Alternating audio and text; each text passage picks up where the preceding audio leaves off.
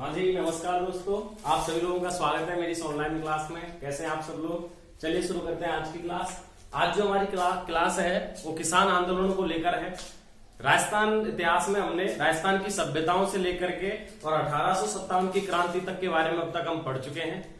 बड़ी महत्वपूर्ण क्लास है, तो हर प्रतियोगी परीक्षाओं में इसका एक अलग से सब्जेक्ट विषय होता है कि किसान आंदोलनों के बारे में कोई ना कोई क्वेश्चन बनता ही रहता है। चलिए शुरुआत करते हैं किसान आंदोलनों की। अगर आप मेरी क्लास पर नए हैं, चैनल को शेयर करें, सब्सक्राइब करें, दोस्तों तक इसे पहुंचाएं जिससे वो भी इस चीज का लाभ ले सकें। किसान आंदोलनों में अगर हम बात करें तो सबसे पहले अगर कोई किसान आंदोलन हुआ जिसके बारे में चर्चा हम सुनते हैं वो हुआ था 22 जून को, और 22 जून 1880। 22 जून 1880 को सबसे पहला राजस्थान में एक आंदोलन हुआ जो हुआ था मातृकुंडिया में। और मातृकुंडिया कहां है? चित्तौड़गढ़ में। मातृकुंडिया कहां है? चित्तौड़गढ़ में है। यानी कि राजस्थान में अगर सबसे पहला कोई आंदोलन जिसके बारे में चर्चा हुई तो सबसे पहला आंदोलन 22 जून 1880 को मातृकुंडिया चित्तौड़गढ़ में हुआ था। राणा थे फतेह सिंह, यानी कि ये कहां पड़ता था? मेवाड़ में पड़ता था। और उस समय मेवाड़ के राणा कौन थे? फतेह सिंह थे। ये नाबालिग थे उस समय, अवयस्क थे। इन्हीं के समय ये आंदोलन हुआ मातृकुंडिया चित्तौड़गढ़ में, जिसे जाट किसान आंदोलन कहा गया। क्या कहा गया सर? इसे जाट किसान आंदोलन कहा गया था। अगर जाट किसान आंदोलन की बात करें तो यह आंदोलन अगले ही महीने जुलाई में समाप्त हो गया था। जुलाई में समाप्त हो गया था। जो भी इनकी छोटी मोटी आवश्यकताएं थी उनको पूरा कर दिया गया था। राणा फतेह सिंह के समय जो अंग्रेज अधिकारी थे या यहाँ के जो दीवान थे उनके द्वारा, और जुलाई में यह आंदोलन समाप्त हो गया। कौन सा आंदोलन? मातृकुंडिया चित्तौड़गढ़ का जाट किसान आंदोलन, जो 22 जून 1880 को हुआ और अगले ही महीने जुलाई में समाप्त हो गया। तो ये सबसे पहला आंदोलन है जिसकी चर्चा हम पढ़ते हैं राजस्थान के किसान आंदोलनों में। अगला जो सबसे प्रमुख किसान आंदोलन है उसका नाम है बिजौलिया किसान आंदोलन। क्या नाम है सर? बिजौलिया किसान आंदोलन है। बिजौलिया वर्तमान के भीलवाड़ा में पड़ता है। बिजौलिया वर्तमान के कहां पड़ता है? भीलवाड़ा में पड़ता है। अगर इसमें हम बात करें तो मेवाड़ रियासत में पड़ता था, और मेवाड़ रियासत में भी बात करें तो इस समय भी राणा कौन थे? फतेह सिंह थे। राणा कौन थे? यहाँ के भी फतेह सिंह यहाँ के राणा थे। ठीक है ना? कहां के? मेवाड़ के। अगर हम बिजौलिया की बात करें कि बिजौलिया किसान आंदोलन हुआ तो इसकी शुरुआत हुई थी 1897 में, और यह खत्म हुआ था 1941 में। कब खत्म हुआ था? 1941 में। यानी कि राजस्थान का सबसे बड़ा, भाई सर्वाधिक कितने वर्ष चला था? 44 वर्ष।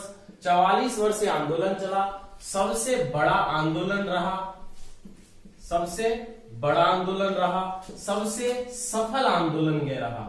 सबसे बड़ा और सबसे सफल जो आंदोलन है वो कौन सा रहा है? बिजौलिया किसान आंदोलन रहा है। और अगर बात करें कि राजस्थान में जो क्रांतिकारी गतिविधियां शुरू हुई, राजस्थान में जो किसानों की एकता शुरू हुई, या राजस्थान में जो जागीरदार चलते थे या जो राजा शासक, रियासती शासक चलते थे, उनके खिलाफ आवाजों का उठना शुरू हुआ, तो वो कौन से आंदोलन से हुआ है? बिजौलिया किसान आंदोलन से। कौन से किसान आंदोलन से हुआ है सर? ये बिजौलिया किसान आंदोलन से हुआ है। पहले हम बात कर लेते हैं बिजौलिया क्या था। तो बिजौलिया भीलवाड़ा में एक रियासत थी, भीलवाड़ा में एक ठिकाना था बिजौलिया। यह ठिकाना अशोक परमार को दिया गया था। अशोक परमार हमारा जगनेर पड़ता है भरतपुर में। कहां पड़ता है? जगनेर पड़ता है भरतपुर में। यहाँ के थे जिन्होंने राणा सांगा की सहायता की थी खानवा के युद्ध में। कब की थी? खानवा के युद्ध में राणा सांगा की सहायता करने के कारण अशोक परमार को, जो जगनेर भरतपुर के थे, उनको बिजौलिया रियासत यानी कि बिजौलिया ठिकाना दिया गया था मेवाड़ की तरफ से, राणा सांगा की तरफ से। और इस रियासत में गांव पड़ते थे, यानी कि इस ठिकाने में गांव पड़ते थे 25 गांव। मैं रियासत बोल देता हूं, याद रखें, ठिकाने की बात कर रहे हैं। रियासत मेवाड़ रियासत है, ठिकाना बिजौलिया है। 25 गांव का एक ठिकाना था जिसे बिजौलिया कहा जाता था। अशोक परमार जगनेर भरतपुर तक का था।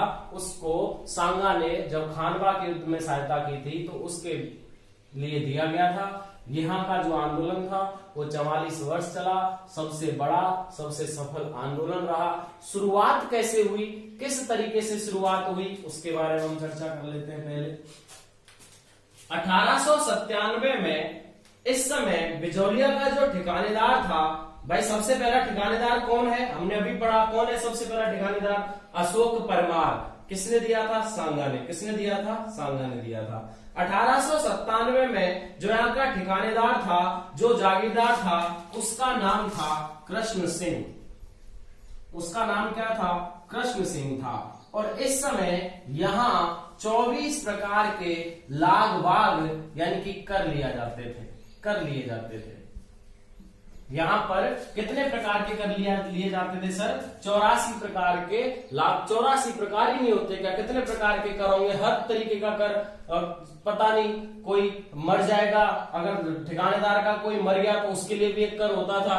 भाई ठिकानेदार का बाप मर गया, चाचा मर गया, भाई मर गया, तो उसका वो मृत्युभोज करते थे, कर लेते थे। जहाँ के जो मामूली नागरिक हुआ करते थे उनसे कर लिया जाता था। ठीक है ना?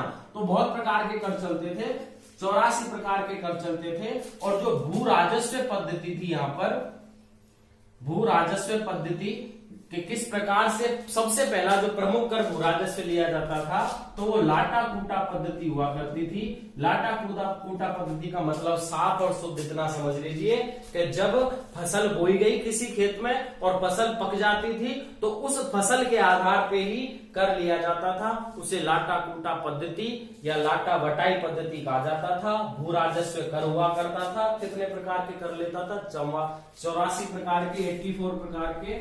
और यहाँ का जो जागीरदार था 1897 में कौन था? तो कृष्ण सिंह था। कौन था? कृष्ण सिंह। तो हम चर्चा कर रहे हैं बिजौलिया किसान आंदोलन के बारे में। अब हम मुख्य रूप से संपूर्ण बिजौलिया किसान आंदोलन के बारे में चर्चा करते हैं, कैसे शुरुआत होती है। ठीक है, मैं मिटा देता हूं, आप स्क्रीनशॉट ले सकते हैं। आप क्लास को जब भी पढ़ रहे हैं साथ में लिखते जाइए, नोट्स बनाते जाइए। मेरा विश्वास है कि जब आप संपूर्ण क्लासों को एक बार राइट डाउन कर लोगे, लिख लोगे, तो आपको बहुत अधिक फायदा मिलेगा, जो आपकी आने वाली प्रतियोगी परीक्षाओं में फायदा करता रहेगा। चलिए, कौन से आंदोलन की बात कर रहे हैं साहब? हम बिजौलिया किसान आंदोलन की बात कर रहे हैं। जागीरदार के बारे में हमने पढ़ा, कृष्ण सिंह था। 1897 में कर लेता था कितने प्रकार के? 84 प्रकार के। कब से कब तक रहा? तो 1941 तक रहा। कितने वर्ष चला? तो 44 वर्ष चला। सबसे बड़ा सबसे सफल आंदोलन रहा। अब बात करते हैं बिजौलिया किसान आंदोलन की शुरुआत। एक एक टॉपिक को, एक एक लाइन को हम लिखते चले जाएंगे और स्टेप बाय स्टेप हम लिखेंगे इस चीज को। पहले बात करते हैं कि बिजौलिया किसान आंदोलन की शुरुआत कहां से होती है। देखिए, बिजौलिया किसान आंदोलन की शुरुआत होती है गिरदारीपुरा गांव से 1897 में। शुरुआत 1897 में एक गांव होता है जिसका नाम है गिरदारीपुरा। क्या नाम है? गिरदारीपुरा। गिरदारीपुरा गांव में गंगाराम धाकड़ के, कहीं पे गंगाराम धाकड़ का खुद का नाम लिखा हुआ है, कहीं पे गंगाराम धाकड़ के पिता का नाम लिखा हुआ है। मैं बता देता हूं आपको, गंगाराम धाकड़ के पिता का मृत्यु भोज था, यानी कि वैसे तो ये लोग मिल नहीं सकते थे, तो गंगाराम धाकड़ के पिता का मृत्यु भोज था 1897 में। उस समय सबसे पहली एक सभा होती है, आम सभा जिसको बोलते हैं, और जिसका नेतृत्व किया था साधु सीताराम दास ने। किसने किया था? साधु सीताराम दास ने। तो सबसे बड़ी बात कि कहां से, किसके नेतृत्व आंदोलन शुरू हुआ? तो साधु सीताराम दास के नेतृत्व से यह आंदोलन 1897 में गिरदारीपुरा गांव, गंगाराम धाकड़ के पिता का मृत्यु भोज चल रहा था, वहां से शुरुआत हुई। यहां से दो व्यक्तियों को बोला गया कि भाई तुम दो लोग हो, महाराणा के पास जाओ और शिकायत करो। कौन कौन थे? एक का नाम था नानक जी पटेल। याद रखना, ये बैरीसाल एक जगह पड़ती है उदयपुर में, वहां से थे। ठीक है ना? हर एक चीज को हम लिखते जाएंगे, लिखिए। दूसरा जो व्यक्ति था उसका नाम था ठाकरी पटेल। ये जो व्यक्ति था ये गोपाल नगर एक पड़ता था उदयपुर में, वहां का था। ये दो लोग थे। इन दोनों लोगों को महाराणा के पास भेजा। लिखिए कहां भेजा साहब? महाराणा के पास भेजा। बात बनी नहीं बनी, बात बनी नहीं बनी, विचारों को निष्कासित कर दिया। राष्ट्र से ही यानी कि अपने राज्य सीमा से निष्कासित कर दिया। ये सफल नहीं हुई बात। समझ गए? सबसे पहले नानक जी पटेल जो बेरिसाल उदयपुर के थे, ठाकरी पटेल जो गोपाल नगर उदयपुर के थे, उन दोनों को महाराणा फतेह सिंह के पास भेजा गया, लेकिन भाई साहब की बात नहीं बनी, दोनों को निष्कासित कर दिया। चलिए साहब लिखते जा रहे हैं, शुरुआत हो गई है, अगली बात हम करते हैं। सब उसके बाद क्या हुआ? 1903 में इन लोगों ने एक नया कर लगाया था। 1903 में नया कर लगा इस रियासत में, जिसका नाम था चमरी कर। क्या नाम था? चमरी कर। रियासत यानी कि जागीरदार, बिजोलिया में जागीरदार ने, कृष्ण सिंह ने एक नया कर लगाया जिसको चमरी कर कहते थे, जो पुत्री की शादी पर 5 रुपए देने होते थे। कितने रुपए देने होते थे? 5 रुपए। किसको? जागीरदार को। जागीरदार को पुत्री की शादी पर 5 रुपए, यानी जब जागीरदार पुत्री की शादी करेगा तो सब लोगों को पूरी रियासत में से 5-5 रुपए देने पड़ेंगे। 1903 में नया कर लगा दिया। जब नया कर 1903 में लगा दिया गया तो इसका विरोध हुआ साहब। विरोध हुआ, विरोध का फायदा भी हुआ। विरोध हुआ, विरोध का फायदा भी हुआ। क्या हुआ कि जो कर चल रहे थे, मान लीजिए आधे करते 50% कर थे, उनको 2/5 कर दिया। कितना कर दिया? 2/5। जितने भी कर थे उनको कितना कर दिया? 2/5। यानी कि अगर 5 कर लिए जा रहे थे तो उस विरोध के चक्कर में इन्होंने उन करों को कितना कर दिया? 2/5 कर दिया। कितना कर दिया? आधे हिस्से के स्थान पर जो उपज लग रही थी, जो आधा हिस्सा दिया जा रहा था, यानी कि 2.5 दिया जा रहा था, उसको 2 कर दिया।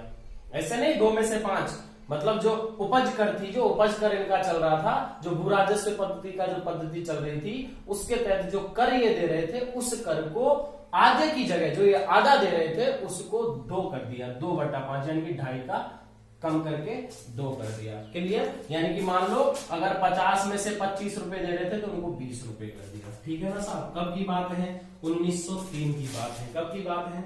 1903 की बात है। 1906 में कृष्ण सिंह की मृत्यु जब हो जाती है तो नया जागीरदार बनता है पृथ्वी सिंह।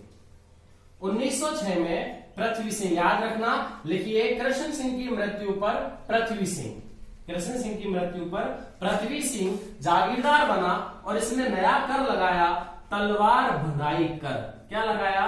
तलवार भंधाई कर, जिसको उत्तराधिकारी शुल्क बोलते थे। क्या बोलते थे? उत्तराधिकारी शुल्क। यानी अगर पूछा जाए कि साहब ये तलवार भंधाई कर क्या था, तो भाई साहब ये उत्तराधिकारी शुल्क था। यानी कि उत्तराधिकारी बनेगा ये, शासन ले रहा है ये, जागीरदार बन रहा है ये, भुगत रही है आम जनता। आम जनता को इसको कर देना है। उत्तराधिकारी तो ये बन रहा है, तलवार बांधने का कर आम जनता से वसूला गया। किसके तहत? पृथ्वी सिंह के तहत। कब वसूला गया? 1906 में। कब वसूला गया? 1906 में। इसका साधु सीताराम दास के साथ साथ, चलिए मैं दास लिख देता हूं, साधु सीताराम दास के साथ साथ सीताचरण नाम के व्यक्ति, सीताचरण तथा ब्रह्मदेव ने विरोध किया। ब्रह्मदेव ने विरोध किया। क्वेश्चन अगर बन जाए कि बताइए साहब उत्तराधिकारी शुल्क के खिलाफ किस किस ने विरोध किया था, तो साधु सीताराम दास जी ने, सीताचरण जी ने और ब्रह्मदेव जी ने, इन तीनों ने मिलकर के इसके खिलाफ विरोध किया। इसमें एक और है फतेहकरण जाट, एक नाम और लिख लेना, फतेहकरण चारण, नॉट जाट, फतेहकरण चारण, सीताचरण और ब्रह्मदेव और साधु सीताराम दास ने 1906 में इसका विद्रोह किया। 1913 में ठिकाने इतने नाराज हो गए कि 1913 में ठिकाने में कर नहीं दिया, किसी ने भी कर नहीं दिया। कब नहीं दिया? 1913 विद्रोह शुरू हो रहा है। 1906 में तलवार बनाई कर, 1903 में चमड़ी कर, पहले 84 प्रकार के कर, तो लोग इतने परेशान हो गए कि 1913 में इन्होंने कर नहीं दिया। एक एक लाइन को बड़े अच्छे ढंग से लिखते चले जाएंगे। चलिए मिटाता हूं इसको, आगे चलते हैं। 1913 तक हम पहुंच गए हैं। बिल्कुल सीरियल वाइज हम इसको पढ़ेंगे, साथ साथ हम इसको लिखेंगे, जिससे हमको दोबारा इसको पढ़ने की जरूरत नहीं पड़े। ऐसे पढ़िए जैसे कि आप भी किसी दूसरे को पढ़ा सको, ठीक है ना। अपना टॉपिक ऐसे क्लियर हो जाए जिससे हमको कोई भी समस्या नहीं रहे। तो कहां पहुंच गए हम? 1913 में। कहां पहुंच गए? 1913 में। 1914 में नया जागीरदार आ गया। 1914 में केसरी सिंह जागीरदार बना। कौन जागीरदार बना? केसरी सिंह। याद रखिए, सबसे पहला कृष्ण सिंह, कृष्ण सिंह के बाद पृथ्वी सिंह, और पृथ्वी सिंह के बाद जो जागीरदार बना वो कौन था? केसरी सिंह, जो नाबालिग था, नाबालिग जमींदार था। तो नया जमींदार आ गया साहब 1914 में। क्या नाम आ गया इसका? केसरी सिंह आ गया। 1914 के बाद सबसे महत्वपूर्ण घटना होती है जब 1916 में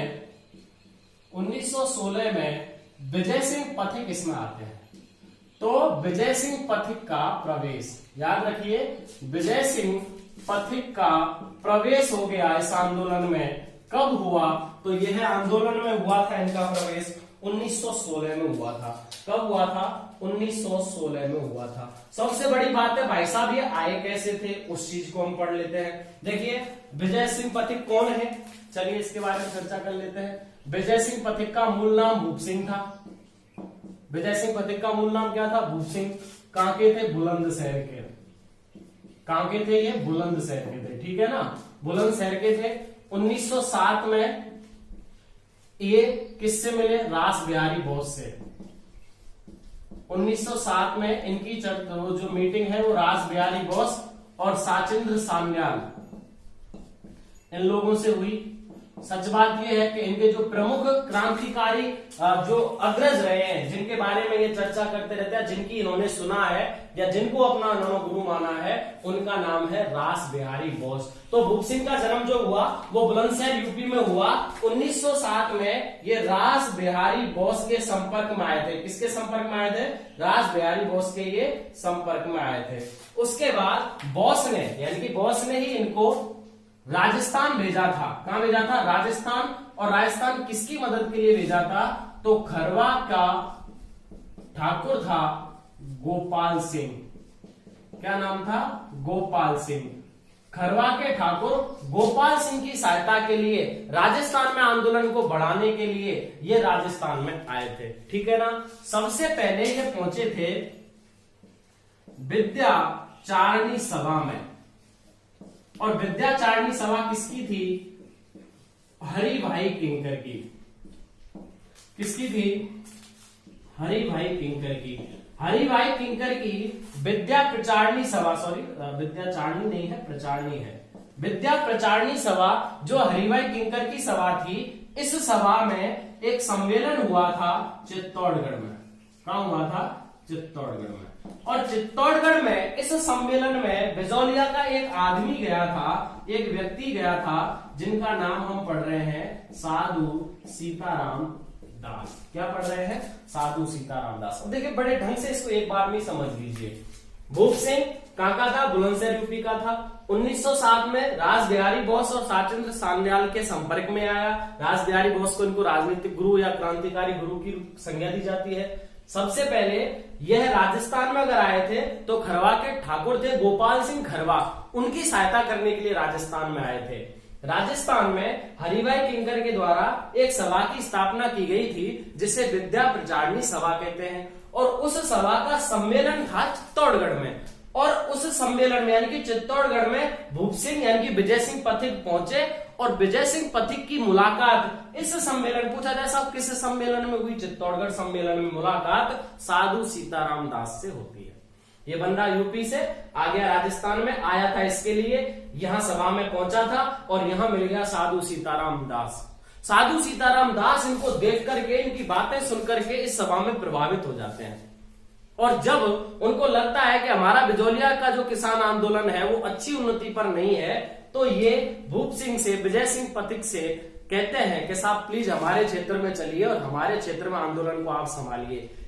ये साधु सीताराम दास के आग्रह पर रास बिहारी बोस से आज्ञा लेकर, अगर बोला जाए किसने भेजा, रास बिहारी बोस ने भेजा, तो रास बिहारी बोस से आज्ञा लेकर साधु सीताराम दास के आग्रह पर भूप सिंह 1916 में बिजौलिया किसान आंदोलन में प्रवेश करता है। हो गया भाई साहब प्रवेश, किसका हो गया, विजय सिंह पथिक या भूप सिंह का प्रवेश हो गया था। अगर वैसे भी याद रखें तो याद रखना इनका जन्म 1873 में हुआ था, 1873। बुलंदशहर, और बुलंदशहर कहां है सर, यूपी में है। बुलंदशहर कहां है, यूपी में है। अब ये भाई साहब जैसे ही राजस्थान में आए, तो इन्होंने अगले ही वर्ष एक बोर्ड की स्थापना की जिसे ऊपर माल पंच बोर्ड कहते हैं। ऊपर माल पंच बोर्ड की स्थापना किसके द्वारा की गई थी, विजय सिंह पथिक। किसके द्वारा की गई थी, पथिक के द्वारा। विजय सिंह पथिक के द्वारा 1917 में ऊपर माल पंच बोर्ड की स्थापना बिजौलिया भीलवाड़ा में की और इसका प्रमुख बना दिया मन्ना पटेल को। किसको बना दिया साहब, मन्ना पटेल को। एक एक लाइन को लिखते जाना सर, है ना जी, सीक्वेंस के अनुसार हम चलें। तो लिखिए 1917 में विजय सिंह पथिक ने ऊपर माल पंच बोर्ड की स्थापना बिजौलिया भीलवाड़ा में की और इसका जो प्रमुख अध्यक्ष है वो किसको बना दिया, मन्ना पटेल को बना दिया। किसको बना दिया, मन्ना पटेल को बना दिया। यानी कि और ये कब हुई थी ये भी याद रखना, अच्छा क्वेश्चन है, हरियाली अमावस्या। अगर पूछा जाए कि साहब ये कब हुई थी, तो हरियाली अमावस्या को ऊपर माल पंच बोर्ड की स्थापना हुई थी। 1914 से 18 तक एक युद्ध चला जिसे हम प्रथम विश्व युद्ध कहते हैं। अंग्रेजों ने रियासतों से कर लेना शुरू किया, रियासतों ने जागीरदारों से और जागीरदारों ने से आम किसान नागरिकों से कर लेना शुरू किया। इन लोगों ने मिलकर के इस बात का विरोध किया, यानी कि प्रथम विश्व युद्ध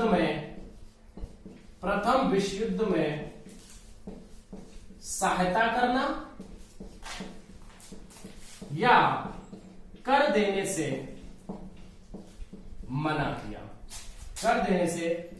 यानी कि यहाँ के लोगों ने प्रथम विश्व युद्ध में जो रियासत जागीरदारों से कर लिया जा रहा था, जो जागीरदारों ने आम जनता पर डाल दिया, उस कर के लिए विजय सिंह पथिक के नेतृत्व में इन लोगों ने साफ मना कर दिया।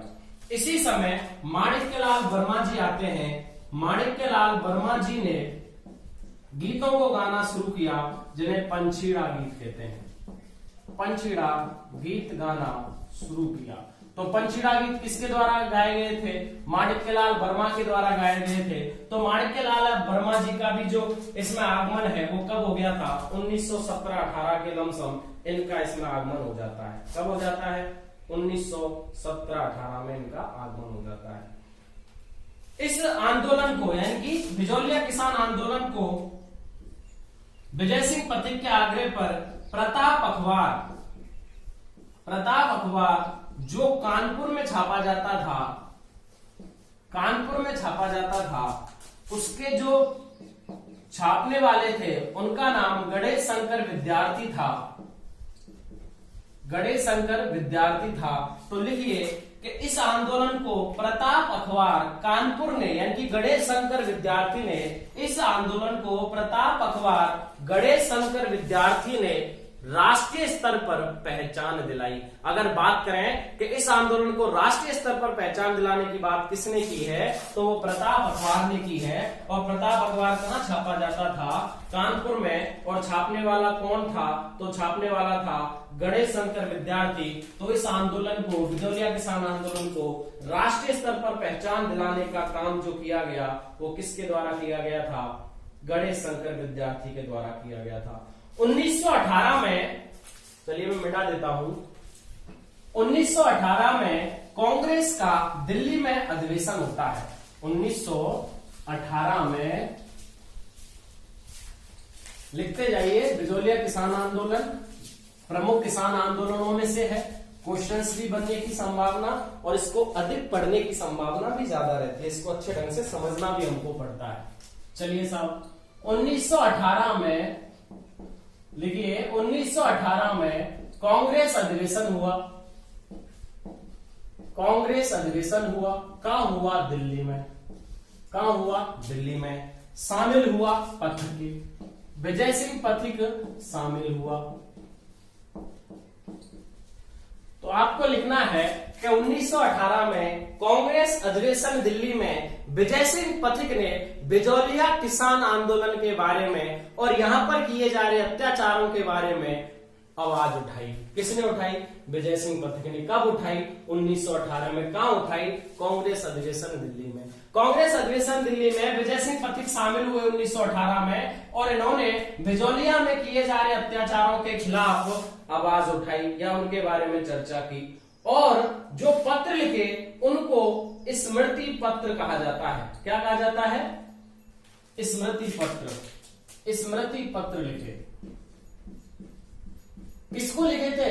अच्छा, ये जरूरी है किसको लिखे थे? भारत सरकार को। किसके खिलाफ? मेवाड़ सरकार के खिलाफ। भारत सरकार को कांग्रेस के तहत स्मृति पत्रों से चर्चा दी गई, जानकारी दी गई। किसके खिलाफ? मेवाड़ सरकार के अत्याचारों के खिलाफ। अगर क्वेश्चन बने कि विजय सिंह पथिक ने दिल्ली अधिवेशन कांग्रेस के तहत जब आवाज उठाई तो भारत सरकार को जो इन्होंने जानकारी दी इस आंदोलन की, कौन से पत्रों के तहत दी? तो स्मृति पत्र लिख करके इन्होंने ये जानकारी भारत सरकार को दी उस समय। ठीक है ना? कब की बात है? 1918 की। कब की बात है? 1918 की। और इसी के लिए अप्रैल 1919 में, इसी के लिए अप्रैल 1919 में बिंदुलाल भट्टाचार्य आयोग की स्थापना की गई। ठीक है ना? इसी की जांच के लिए 1919 में बिंदुलाल भट्टाचार्य आयोग की स्थापना अप्रैल में की गई। बिंदुलाल भट्टाचार्य के नेतृत्व में कुछ लोगों की एक टीम बनाई गई और उस टीम को मेवाड़ सरकार के अत्याचारों को देखने के लिए भारत सरकार के द्वारा, यानी कि अंग्रेज सरकार जो ब्रिटिश सरकार थी उसके द्वारा भेजा गया। कौन सा आयोग? बिंदुलाल भट्टाचार्य आयोग के तहत। कब आया? अप्रैल 1919 में आया। कब आया सर? अप्रैल 1919 में बिंदुलाल भट्टाचार्य आयोग आया।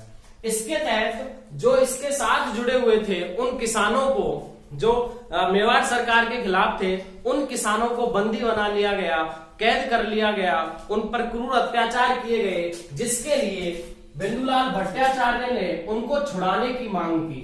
किसको छुड़ाने की मांग की?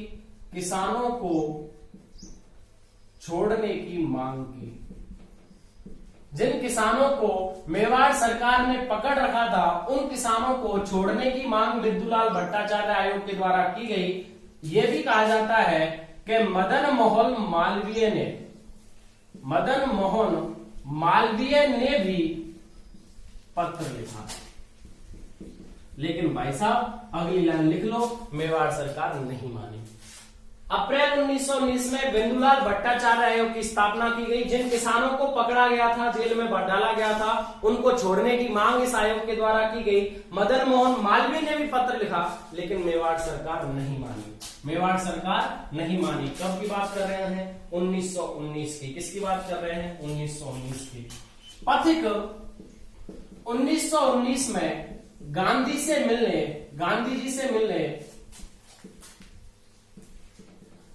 से मिलने बड़दा पहुंचे। और बड़दा कहां है? महाराष्ट्र में। बड़दा कहां है? महाराष्ट्र में है। हम स्टेप बाय स्टेप चल रहे हैं, सन बाय सन चल रहे हैं। पथिक 1919 में गांधी से मिलने बड़दा महाराष्ट्र पहुंचते हैं और वहां से उनका एक सचिव था गांधी जी का, जिसका नाम था महादेव देसाई। क्या नाम था? महादेव देसाई।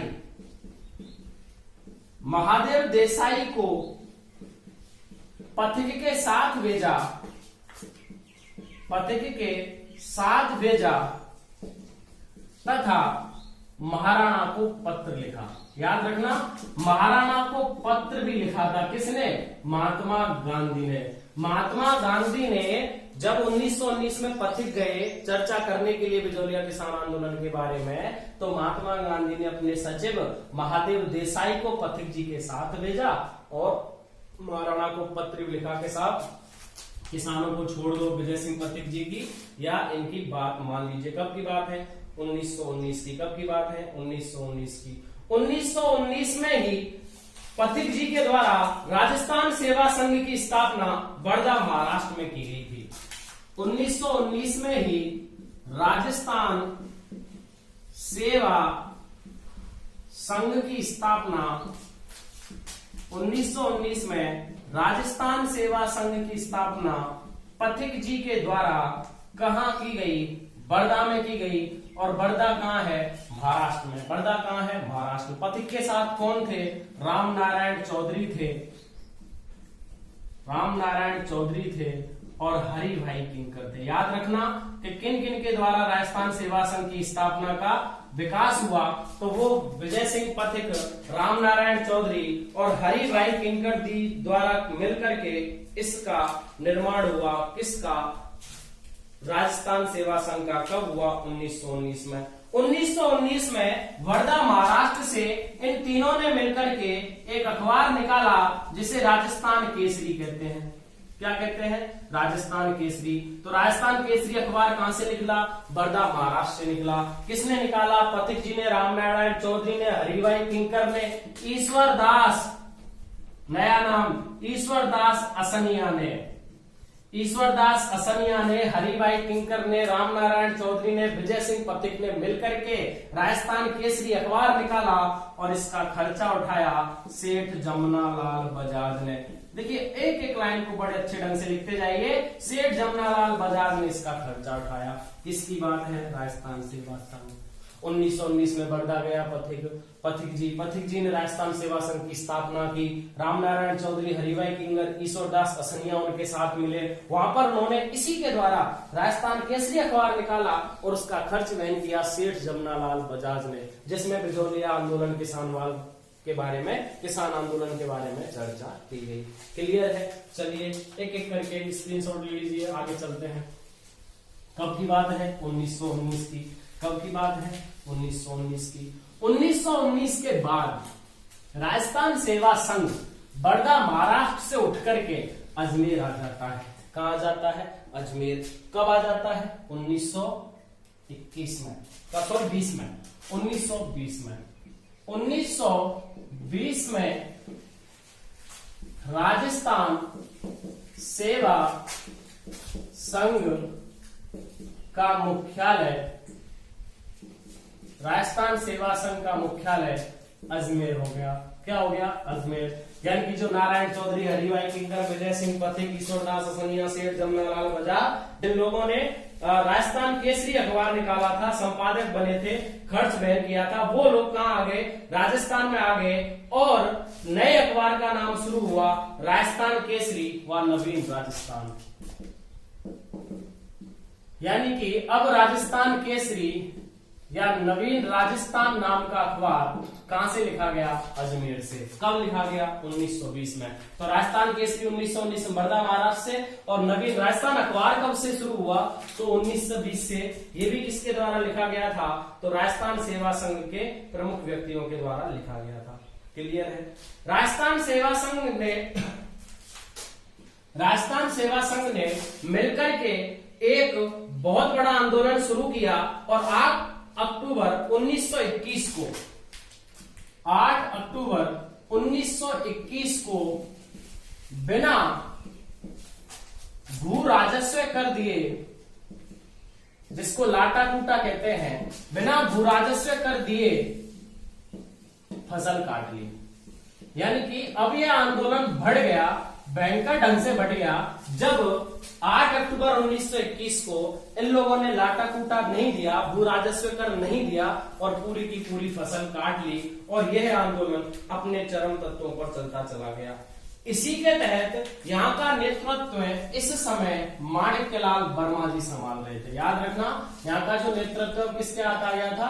माणिक्यलाल वर्मा जी के हाथ आ गया था, क्योंकि विजय सिंह पथिक 1920 में 1919 में कहां चले गए थे?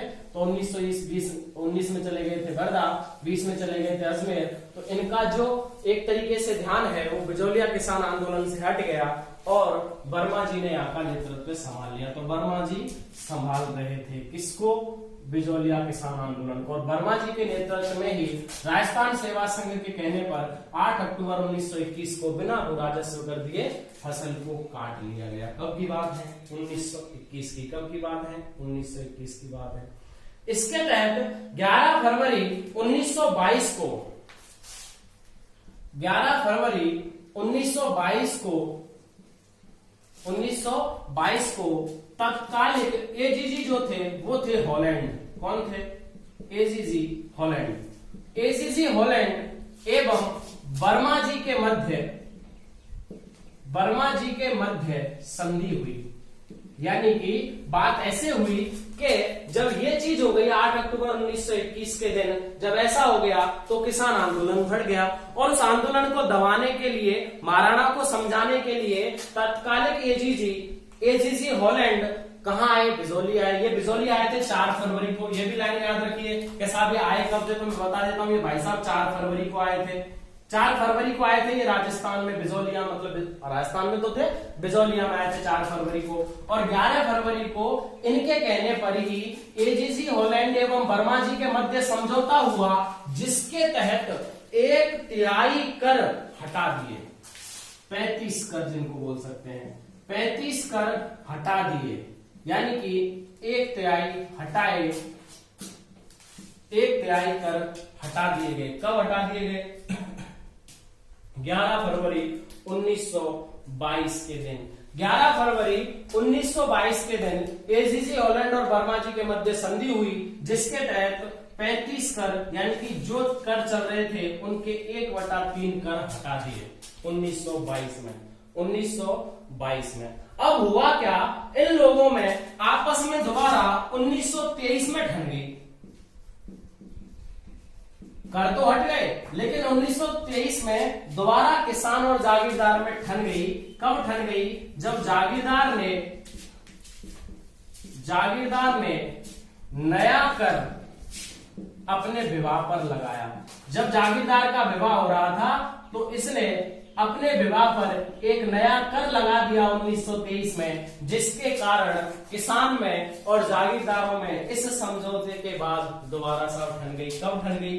1923 में ठन गई। कब ठन गई थी? 1923 में। याद रखना, सितंबर 1923 में ही, सितंबर 1923 में भूप सिंह को पकड़ा गया था, यानी कि विजय सिंह पथिक को पकड़कर टोडगढ़ जेल में डाल दिया। कब कहाँ डाल दिया था? टोडगढ़ जेल में। टोडगढ़ कहाँ है? अजमेर में। अजमेर से इनको पकड़ा गया था। ये तो अजमेर में थे ना, राजस्थान सेवा संघ का संचालन कर रहे थे। यहाँ पे आंदोलन कौन संभाल रहे? वर्मा जी। याद रखना ये आंदोलन किसके हाथ में है? वर्मा जी के हाथ में है। नोट डाल के एक लाइन लिख लीजिए कि सितंबर 1923 में ही भूप सिंह को पकड़ करके कहाँ डाल दिया गया था? टोडगढ़ जेल में डाल दिया गया था। कहाँ डाल दिया गया था सर? टोडगढ़ जेल में इनको डाल दिया गया था। कब की बात है? 1923। चलिए लिखिए, एक एक लाइन को लिखिए, चैनल को शेयर कीजिए, सब्सक्राइब कीजिए, दोस्तों तक इसे पहुंचाइए। अगर आपका कोई क्वेश्चन है तो उसे कमेंट में डालिए, मैं उसका जरूर आपको जवाब दूंगा। ठीक है, तो कब की बात है? 1923 की साहब दोबारा ठन गई। सितंबर 1923 में इनको पकड़ लिया गया। ठीक है ना। सन 1926 में लागें दोबारा दोगुनी कर दी। यानी कि जो लागें चल रही थी, जो लागें हटाई थी, वो सब दोबारा शुरू कर दी।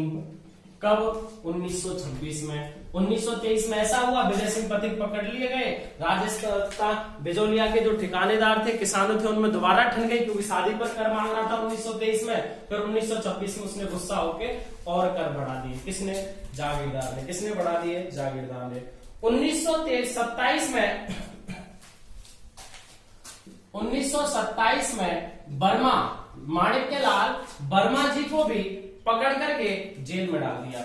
वर्मा जी को पकड़कर जेल में डाल दिया।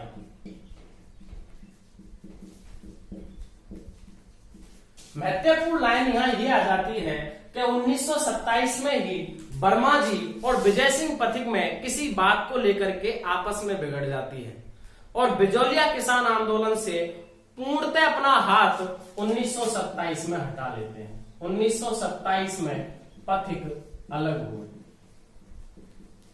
यानी कि जब 1919 में ये वर्धा गए, महाराष्ट्र गए, तब भी ये बिजौलिया किसान आंदोलन के बारे में लिख रहे थे। 1920 मुख्यालय अजमेर आया, तब भी ये बिजौलिया किसान आंदोलन के बारे में लिख रहे थे। उसके बाद भी अजमेर में रहते हुए बिजौलिया किसान आंदोलन के बारे में ये लिख रहे थे। लेकिन 1927 में वर्मा जी और पथिक जी में ठन जाती है और पथिक जी यहाँ से अपना हाथ हटा लेते हैं और 1927 में ही माणिक्यलाल वर्मा जी को पकड़ करके जेल में डाल दिया जाता है, जिसके खिलाफ किसान विरोध करते हैं। किसान विरोध करते हैं। अच्छा, किसान विरोध में क्या करते हैं साहब? 1927 में वर्मा जी को जब पकड़ लिया जाता है तो उसके चक्कर में भाई जागीरदार की खेती हुआ करती थी, जमीन को करता कौन था? किसान। तो किसान क्या कर देता है? अपनी जमीन से इस्तीफा देता है, हमको नहीं करनी साहब जमीन, अपनी जमीन अपने पास रखो, जागीरदार से कह देते हैं। कब? 1923 में किसान विरोध करते हैं, सॉरी 27 में। किसके लिए?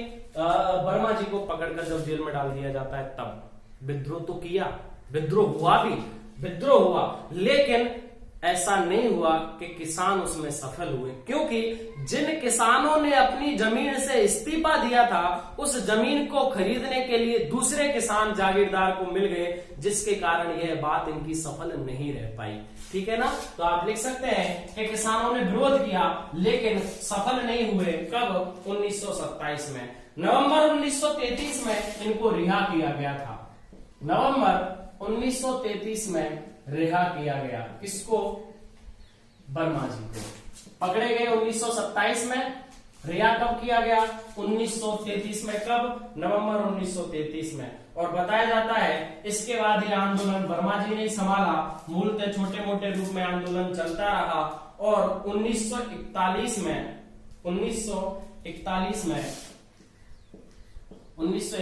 में वर्मा जी यानी किसान यानी राजस्थान सेवा संघ 1941 में वर्मा जी यानी किसान यानी राजस्थान सेवा संघ, यानी कि एक संघ ये था और दूसरा जो संघ था उसमें मेवाड़ प्रधानमंत्री टी कृष्णाचारी, मेवाड़ यानी कि 1941 में वर्मा जी यानी कि बिजौलिया के किसान यानी कि राजस्थान सेवा संघ, एक तरीके से राजस्थान सेवा संघ के प्रतिनिधि भी यहाँ आए थे। एक गुट ये हो गया। दूसरे गुट में स्वयं मेवाड़ के प्रधानमंत्री थे जिनका नाम था कृष्णाचार्य नहीं, राघवाचार्य, टी राघवाचार्य, कृष्णाचार्य मुझे संविधान से चला गया। टी राघवाचार्य मेवाड़ के प्रधानमंत्री थे उस समय और ब्रिटिश रेजिडेंट था बिल्किंस, ब्रिटिश अधिकारी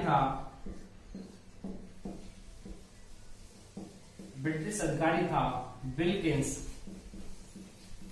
ठीक है, और इनके साथ साथ यानी कि जो मेवाड़ के प्रधानमंत्री थे ना, इनके साथ साथ राजस्व मंत्री था मोहन सिंह,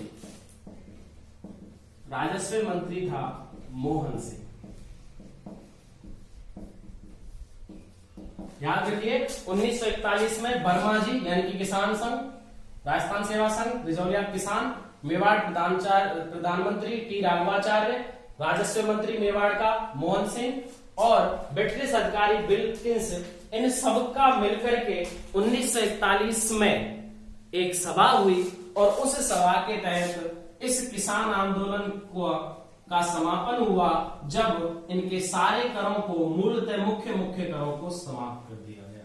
तो 1941 में यह आंदोलन वर्मा जी, मेवाड़ प्रधानमंत्री टी राघवाचार्य, राजस्व मंत्री मोहन सिंह और ब्रिटिश अधिकारी रेजिडेंट बिल्किंस के मिलने पर यह आंदोलन पूर्णतः 1941 में समाप्त हुआ। तो यह है हमारा बिजौलिया किसान आंदोलन, जिसकी शुरुआत की गई थी 1897 में साधु सीताराम दास के द्वारा गिरधारीपुरा गांव से। इसके बाद इसमें मुख्य आदमी जुड़ा 1916 में विजय सिंह पथिक, 1917 में ऊपरमाल पंच बोर्ड की स्थापना उन्होंने की, विद्या प्रचारणी सभा में आए थे चित्तौड़गढ़ में। साधु सीताराम दास का इनसे मेल हुआ था, जिन दोनों एक दूसरे से प्रभावित हुए। साधु सीताराम दास के बुलाने पर ये वहां पहुंचे। रास बिहारी बोस ने इनको भेजा था विजय सिंह पथिक को। फिर इसमें अगले जो प्रमुख व्यक्ति आए वो वर्मा जी। इन 4 व्यक्तियों के नेतृत्व से ही यह आंदोलन सफल हो सका, जिनमें अगर हम राजस्थान केसरी अखबार की बात करें तो उसके साथ साथ राम नारायण चौधरी भी थे, हरिभाई किंकर भी थे, ईश्वरदास असनिया भी थे और सेठ जमुनालाल बजाज भी थे, जो उसका खर्च पालन किया था। व्यवस्थापकों के हिसाब से, सह संपादकों के हिसाब से यह अखबार चला। यही अखबार 1920 में जब मुख्यालय अजमेर बन गया राजस्थान सेवा संघ का, तो यहीं से यह अखबार दोबारा शुरू हुआ, जो राजस्थान केसरी या नवीन राजस्थान के नाम से जाना है। ठीक है। और यह आंदोलन 1941 में वर्मा जी, टी राघवाचार्य जो प्रधानमंत्री, राजस्व मंत्री मोहन सिंह और ब्रिटिश अधिकारी रेजिडेंट विल्किंस के मिलने पर यह आंदोलन समाप्त हुआ। आज का जो हमारा लाइन है, जो पार्ट है, जो अध्याय है, वो केवल बिजोलिया किसान आंदोलन ही था। अगली चर्चा, अगले आंदोलन की चर्चा हम अगली क्लास में करेंगे। चैनल को शेयर करो, सब्सक्राइब करो, दोस्तों तक इसे पहुंचाओ। Thank you sir, thank you everyone.